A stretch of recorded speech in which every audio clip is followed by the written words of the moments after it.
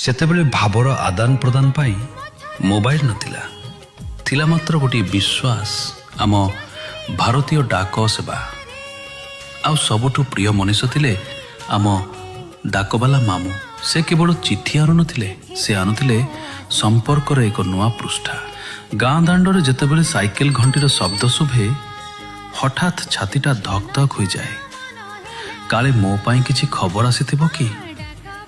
ସେତେବେଳେ ଚିଠି ଲେଖିବାର ମଜା ବି ନିଆରା ଥିଲା।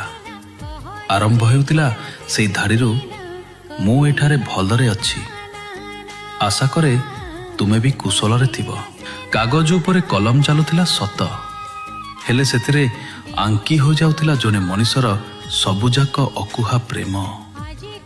ସବୁଠୁ ରୋମାଞ୍ଚକର ଥିଲା ଚିଠିଟିକୁ ପୋଷ୍ଟ ବକ୍ସରେ ପକାଇବା ପରେ ସେଇ ଫେରନ୍ତି ଜବାବର ଅପେକ୍ଷା। ସେଇ ପ୍ରତୀକ୍ଷାରେ ଯେଉଁ ମଧୁରତା ଥିଲା, ତାହା ଆଜିର ଇନଷ୍ଟାଣ୍ଟ ରିପ୍ଲାଏରେ କାହିଁ। ଆଜିର ଡିଜିଟାଲ ଯୁଗରେ ଆମେ ହୁଏତ ଅନେକ ପାଖେଇ ଆସିଛୁ, କିନ୍ତୁ ସେଇ ଚିଠିର ବାସ୍ନା ଆଉ ନିବିଡ଼ତା ଆଜି କେଉଁଠି ହଜିଯାଇଛି। ସେତେବେଳେ ଚିଠି ଖୋଲିବା ମାତ୍ରେ ଲାଗୁଥିଲା ଯେମିତି ସେ ମଣିଷଟା ସାମ୍ନାରେ ଛିଡ଼ା ହୋଇ କଥା କହୁଛି।